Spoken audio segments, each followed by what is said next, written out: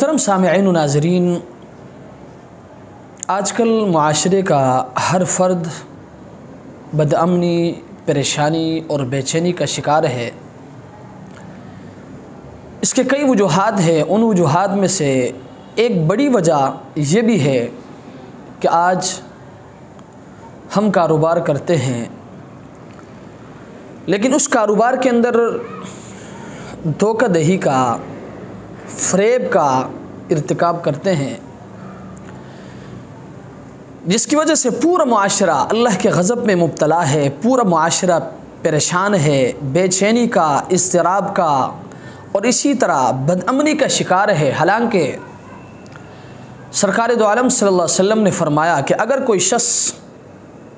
کوئی عیبدار چیز فروخت کرتا ہے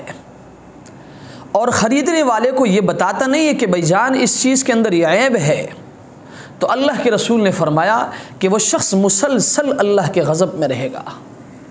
اور فرشتے مسلسل ایسے شخص پر لعنت بھیجتے رہتے ہیں۔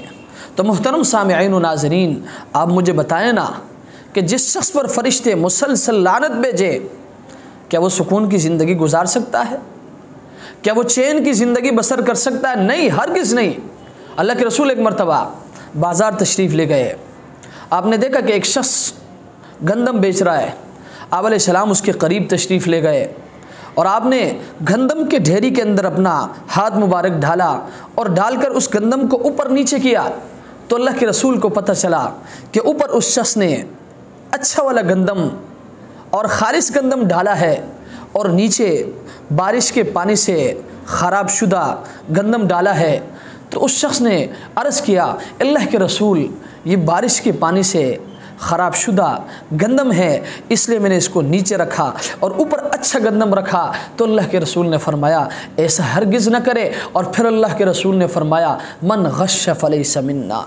جو شخص دھوکہ دے دے وہ ہم میں سے نہیں ہے، یعنی ہم مسلمانوں میں سے نہیں ہے۔ ایک چیز بظاہر آپ خالص کہہ کر، خالص سمجھ کر بھیج رہے ہیں، لیکن حقیقت میں اس کے اندر ملاوٹ ہوتی ہے۔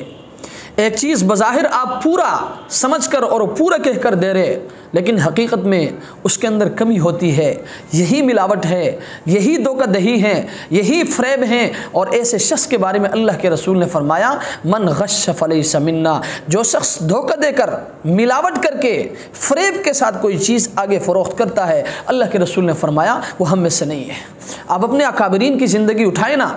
امام ابو حنیفہ رحمۃ اللہ علیہ، جس کے آج ہم مقلد ہے، جس کو آج میں اور آپ اپنا امام تصور کرتے ہیں، تسلیم کرتے ہیں، ان کے بارے میں آتا ہے کہ وہ کپڑے کے بہت بڑے تاجر تھے۔ ایک مرتبہ کپڑے کا ایک بہت بڑا تھان اس کے پاس آیا جس میں کوئی عیب تھا، تو امام ابو حنیفہ رحمۃ اللہ علیہ نے اپنے ملازمین کو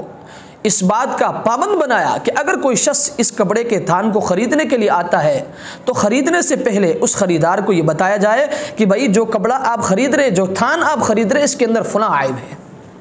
چنانچہ ایسے کرتے گئے، لیکن ایک دن ایک ملازم نے وہ تھان آگے فروخت کر دیا، لیکن اس خریدنے والے کو وہ عیب بتانا بھول گیا۔ امام ابو حنیفہ رحمۃ اللہ علیہ جب دکان میں تشریف لاتے ہیں تو پوچھتے ہیں کہ اس عیبدار کپڑے کا، اس تھان کا کیا بنا؟ تو ایک ملازم کہتا ہے کہ حضرت وہ تھان میں نے بھیج دیا۔ تو امام ابو حنیفہ رحمۃ اللہ علیہ نے پوچھا کہ آپ نے اس خریدنے والے کو بتایا کہ اس تھان کے اندر یہ عیب تھا؟ تو اس ملازم نے کہا حضرت وہ بتانا بھول گیا۔ تو امام ابو حنیفہ رحمۃ اللہ علیہ بڑے پریشان ہوئے۔ محترم سامعین و ناظرین، اس کے جگہ میں اگر میں اور آپ ہوتے تو کیا کرتے؟ اس ملازم کو شاباشی دیتے، اس کو داد دیتے کہ بھئی آپ نے بہت اچھا کام کیا کہ آپ نے عیبدار تھان بھیج دیا، لیکن میں قربان جاؤں اپنے اکابرین پر۔ امام ابو حنیفہ رحمۃ اللہ علیہ بڑے پریشان ہوئے اور پورے شہر میں اس شخص کو تلاش شروع کر دیا۔ تلاش کرتے کرتے کرتے بڑے مشکل کے بعد جب وہ شخص ملا تو امام ابو حنیفہ رحمۃ اللہ علیہ نے اس شخص سے فرمایا کہ بھئی آپ نے میری دکان سے جو تھان خریدا ہے، اس تھان کے اندر یہ عیب ہے، اگر اس عیب کے ساتھ آپ رکھنا چاہتے ہو تو آپ کی پسند، اگر آپ اس کو رکھنا نہیں چاہتے تو آپ مجھے واپس کر دیں۔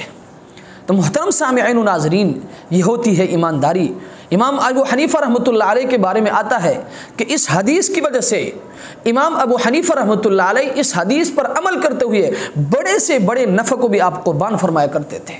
اس لیے محترم سامعین و ناظرین، میں آپ سے درخواست کروں گا کہ خدا را آپ کاروبار کرتے ہیں، آپ کوئی چیز فروخت کرتے ہیں، چاہے آپ بڑے سے بڑے کاروبار کرتے ہیں، چھوٹے سے چھوٹے کاروبار کرتے ہیں، تو آپ اس چیز کا بہت زیادہ اہتمام کریں کہ آپ کے کاروبار کے اندر دھوکہ نہ ہو، آپ کے کاروبار کے اندر فریب نہ ہو، آپ کے کاروبار کے اندر فراڈ نہ ہو، ورنہ یاد رکھے جو شخص دھوکہ دہی کے ساتھ کاروبار کرتا ہے، جو شخص فریب کے ساتھ کاروبار کرتا ہے، وہ پورا زندگی بے چینی کا شکار رہتا ہے، پریشانی کا شکار رہتا ہے، بدامنی کا شکار رہتا ہے۔ پیسے آپ کے پاس آئیں گے لیکن یاد رکھیں آپ کی زندگی میں سکون نہیں آئے گا، پیسے آپ کے پاس بہت آئیں گے لیکن آپ کے خاندان میں سکون نہیں آئے گا، مال و دولت آپ کے پاس بہت زیادہ آئے گا لیکن یاد رکھیں آپ کے معاشرے میں سکون نہیں ہوگا، آپ پورا زندگی بدامنی، بے چینی اور پریشانی کا شکار رہیں گے۔ اس لیے میں آپ سے درخواست کروں گا کہ اگر سکون کی زندگی گزارنا چاہتے ہو اور